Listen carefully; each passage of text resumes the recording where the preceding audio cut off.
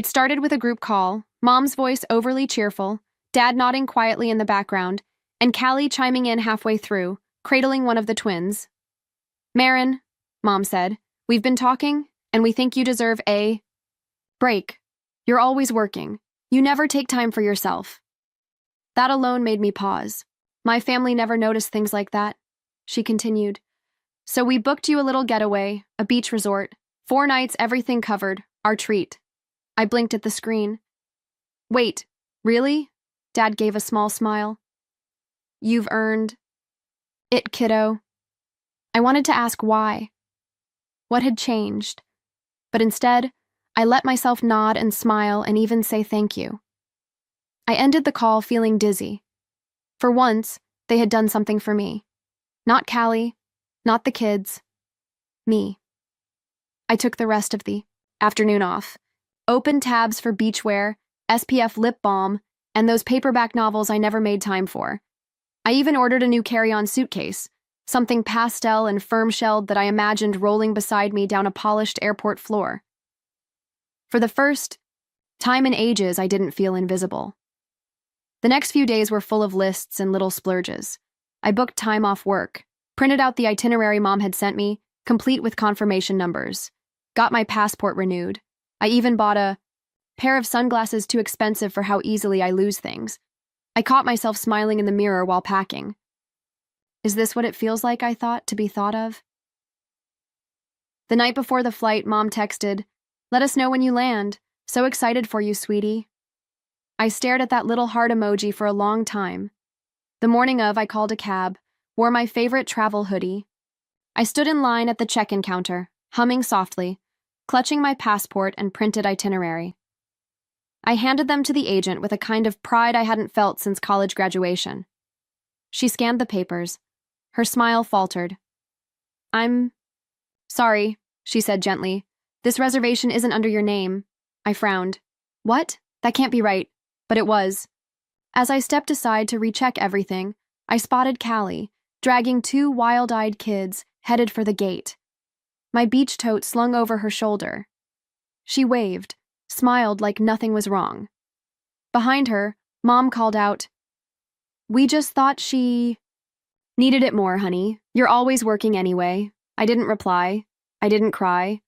I turned around and walked out, my suitcase wheels scraping the tiled floor, the printed itinerary crumpled in my hand. I stood frozen on the polished floor, the cool weight of my suitcase handle grounding me while the air around me buzzed with noise I couldn't quite process. The airline attendant had already moved on to the next guest, leaving me there blinking at the vacant check-in screen, my name nowhere in sight. I turned, scanning the terminal, unsure of what I expected to find. Maybe a mistake, a fluke, something to make it make sense. And that's when I saw them. Callie's hair was pulled into a messy ponytail, sunglasses perched high on her head like some suburban influencer. Her kids were flanking her, one with a stuffed dinosaur, the other already licking a melting popsicle. My beach tote, the one I'd splurged on, was hanging from her arm like it had always been hers. She didn't see me at first. She was too busy snapping a selfie, lips pursed just so. Then I caught her eye. Her smile didn't drop. In fact, she waved. Behind her, I spotted Mom and Dad, standing near the departure gate. Mom was clapping her hands like a cruise ship greeter, Dad adjusting his belt and nodding at something on his phone. I walked over, each step heavy and deliberate. "What's going on?" Callie turned, still smiling. "Oh, hey! I thought you'd be here earlier. Gate's about to close soon. I looked at my mother. "You said this trip was for me." She hesitated for half a beat, then did that awful thing where her tone drops to sweet but disappointed. "Oh, Marin, don't be mad, okay? We just thought Callie could really use the break. You're always working anyway. And the kids have. Never been to the beach. It just made more sense. Made more sense. Like I was a line item on a spreadsheet, easily moved around." Callie added, "You know I'd give it back if I could, but the kids are so excited. Maybe you can go next time?" I didn't respond. I didn't trust myself to speak. A chime echoed overhead. Final boarding call. Callie held up her phone, snapped another picture, and I caught a glimpse of her caption just before she hit post. Beach time, thanks to my family. I stepped back, opened my own phone, went to the family group chat, paused for a breath, then quietly hit leave conversation. And just like that, I was out. No shouting, no scenes, just silence. I walked out of the terminal, the cold air slicing into me the moment the automatic doors opened. Outside, taxis idled, their engines rumbling. The vacation wasn't mine. The ticket wasn't mine, but the rage blooming in my chest, that belonged to me, completely. The apartment felt hollow when I stepped inside. Not empty. Everything was in its place. But the air was different. I was different. I didn't bother turning on the lights. I moved on instinct, straight to the kitchen table, where my laptop waited like it already knew something was coming. I opened it and began with my bank account. Scrolling through the statements felt like peeling back my own skin. Line after line of transfers, purchases, quiet rescues. $80 for groceries when Mom forgot her PIN, $250 for Callie's broken dryer. $400 toward the family vacation fund. Yes, that vacation. I opened a blank document and started tallying everything.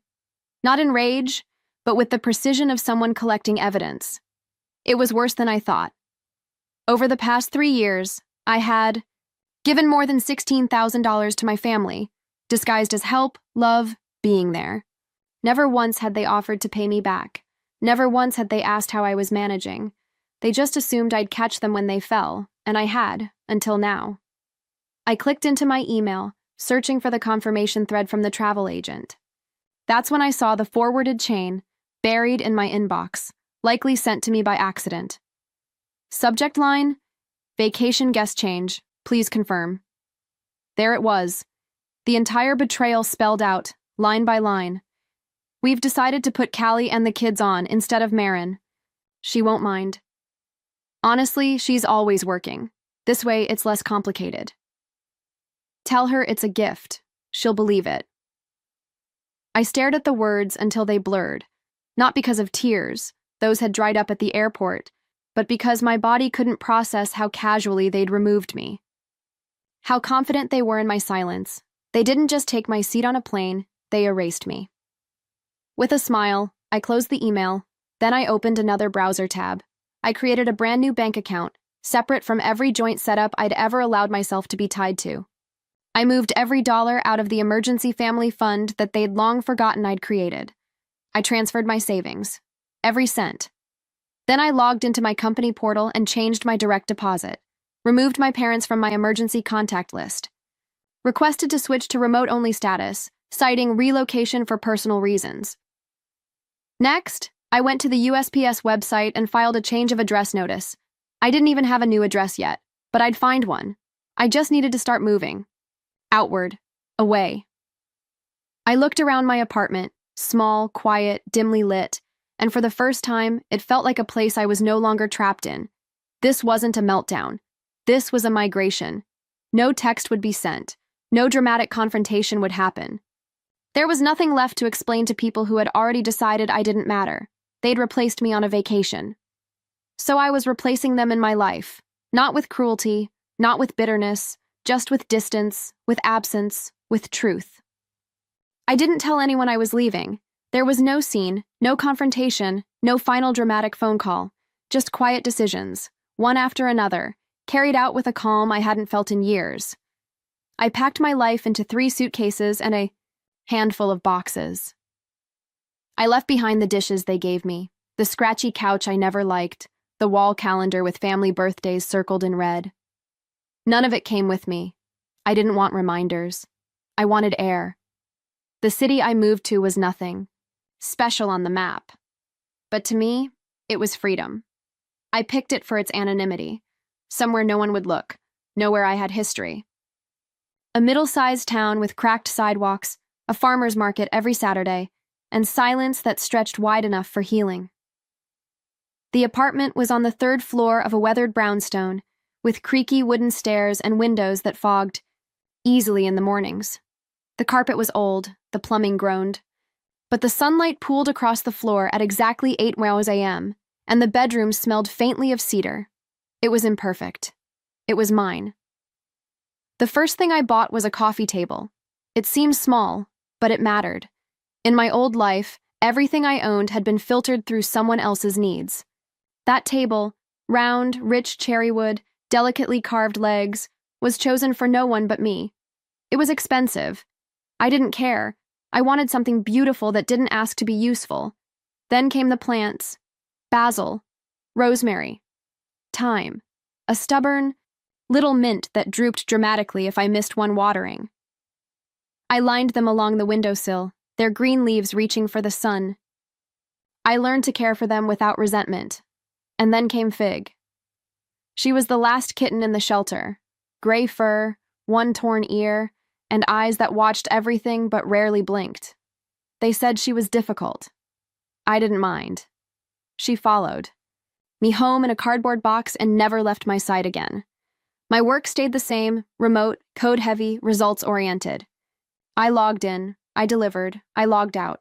No performance reviews, no team huddles, no birthday cards signed by people who didn't know me. Each day became a quiet rhythm. Mornings with herbal tea, Fig curled on the couch. Afternoons with emails, keyboards, the occasional walk to the tiny corner cafe.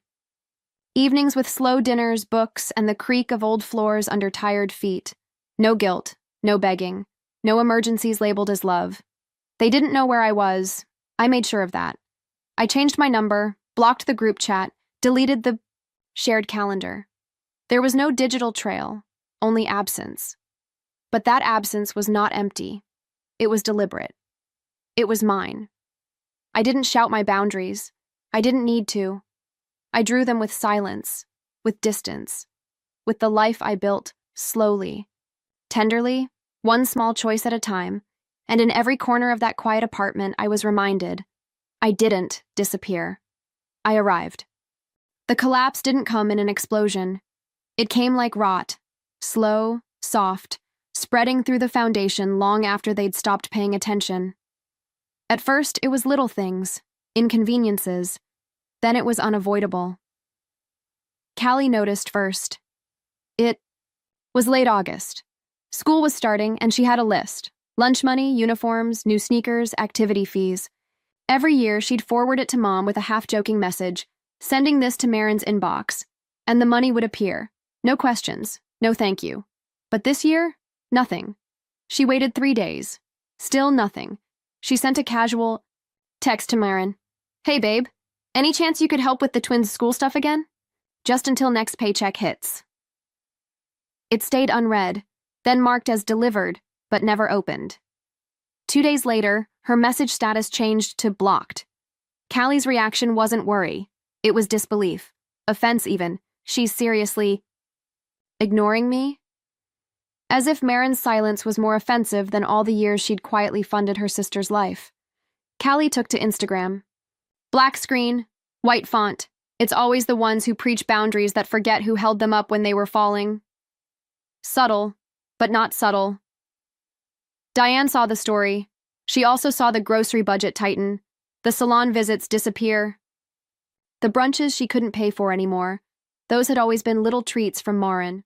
A silent thanks for raising 2 daughters. Now those treats were gone.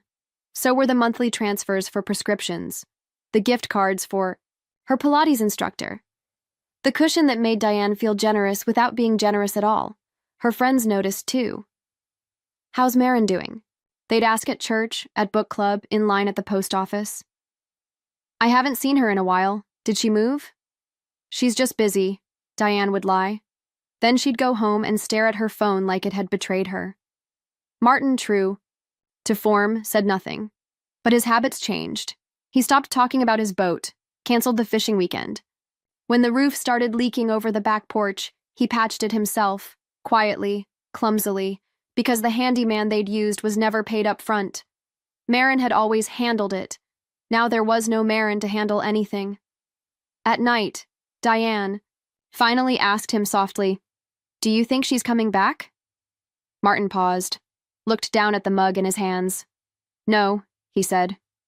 They tried, of course. Callie sent more texts, then emails, then voice notes filled with fake concern. Martin tried once, Just one short message. Just checking in. Hope you're okay. No reply. Diane went further. She bought pink stationery, the kind Marin liked as a teenager, wrote a letter in her neatest script. We miss you. Things are harder without you. Please come home. She included an old photo, Marin at 10, holding Callie's hand on the beach, both of them sunburnt and smiling. She mailed it. It arrived. Marin saw the handwriting, sat with it, and quietly slid it into a drawer, unopened. She didn't need to read it. She already knew how the story went. That winter, Diane posted a Christmas photo with too many chairs and not enough smiles. The fee. Caption read, "Family is forever, unless they forget who helped them first." It got 5 likes. A heart from Callie. 1 comment from a cousin. Hope everyone's doing okay. Still, no Marin, and beneath all the silence, they all finally understood what had happened. They didn't just lose a daughter, they lost the woman who covered their cracks, carried their weight, and said nothing. And now that she was gone, the house wasn't broken, it was collapsing. It began as a whisper, a quiet question that tugged at Marin while she stirred her tea one morning, Fig purring softly at her feet. What happens when you stop giving? Not out of spite, not out of anger, just stopping. She opened her laptop, created a blog, no name, no photo, no about me. Just a title, What Happens When You Stop Giving. She didn't plan to write more than a single post, but the words spilled out, clean and sharp. She wrote about the airport, the moment she saw her beach tote on her sister's arm, the years of bailing everyone out, without thanks, without recognition. She wrote about what it felt like to disappear not out of rebellion, but out of necessity. It wasn't dramatic. It wasn't vengeful. It was truth. She hit publish, then closed the screen and went back to watering her plants. The next morning, the post had over 2,000 views. By the end of the week, it had gone viral, her inbox filled, with strangers who sounded just like her. Some had cut ties with toxic families. Others were still trapped, still afraid to speak. But the messages were all a variation of the same thing. I thought I was alone. You said everything I couldn't. You made me feel seen. I forwarded this to my therapist. Marin read them slowly. She didn't need the validation. She needed the connection. She needed to know that silence didn't mean isolation, that stepping away could be an act of solidarity, not shame. So she kept writing. She wrote about guilt as a leash, about the myth of being the strong one, about how boundaries weren't walls, they were exits, clean ones, quiet ones. She titled her posts simply, The Cost of Being Reliable. How I Paid for Their Peace. No is a full sentence. Her words became ritual, a kind of private exorcism. Each sentence unhooked a little more of what she'd carried. 1. Afternoon, she booked a trip up the coast. Nothing fancy, just a few nights by the sea. She packed a notebook, her camera, and nothing that tied her to anyone. She didn't post about it, didn't send updates. She didn't need the world to see. Her piece to prove it existed. The town was small and quiet, just her type. Salt air. A single-used bookstore. Coffee that tasted like patience. On the 3rd day, she passed a beach boutique. In the window, a shirt fluttered gently in the wind. White cotton. Simple font. This time, it's just me.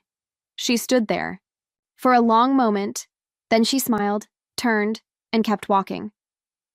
Back at her rental, she opened her laptop, wrote another entry, titled it, I'm not angry anymore, but I'm not coming back. She hit publish, lit a candle by the windowsill, and watched the ocean breathe. No calls, no guilt, no apologies, just space. And for the first time in her life, she didn't have to earn the silence. It was hers. The envelope came on a Thursday, nestled between an electric bill and a flyer for discounted lawn chairs. Pale pink, slightly smudged, addressed in her mother's familiar, loopy cursive. No return address. Marin knew what it was the moment she saw it. She didn't open it right away, just placed it on the kitchen counter like a foreign object, a relic from a past life. It sat there as she went about her evening, folded towels, watered the herbs, fed Fig. The apartment smelled like rosemary and lemon dish soap. Calm, clean. She'd built this piece from scratch. And that letter? It didn't belong here. Later, when the sky deepened into indigo and the wind brushed the windows just right, she sat down with a knife and slit it open. Her hands were steady, no fear, just curiosity. The note inside was short. Only a few lines. We miss you. Things are really hard without you. Please come home. Love, Mom. No apology, no acknowledgement, just a request wrapped in softness, like always. A gentle demand disguised as affection. She stared at the words, then refolded the letter, each crease crisp and deliberate, slid it back into the envelope and tucked it into the drawer beneath her tea towels. Some messages don't deserve a reply, some wounds don't need reopening. She made dinner, spiced lentils, crusty bread, a glass of Merlot from a local vineyard. Fig curled in the corner, tail flicking lazily with the rhythm of Marin's slow, steady movements. When the meal was done, she lit a candle on the windowsill. Eucalyptus and clove. The flame danced in the reflection of the glass, small and bright and alive. Marin sat at her table, her cherry wood table, the one she chose, paid for, and carried up the stairs alone. She looked around at the shelves she built, the walls she painted, the framed prints she picked out because they made her smile. Nothing inherited, nothing given, all of it hers. She took a deep breath and whispered into the quiet. They didn't lose a daughter. They lost the woman who held everything together. It wasn't bitter, just true. She thought about all the years she spent being the glue, the fixer, the fallback plan, paying quietly, showing up without thanks, folding herself smaller to leave space for everyone else's mess, and how, when she finally stepped away, the whole house of cards collapsed. They didn't miss her. They missed the things she did, the roles she played, the silence she swallowed. She opened her journal and wrote, I wasn't the selfish one. I was the supply line, and I stopped pouring myself into their sinkholes. She underlined it twice. The candle burned steady beside her. The room was warm, filled only with breath and quiet and a soft purring beneath the table. The phone stayed silent, and for the first time in her life, that silence didn't ache. It healed.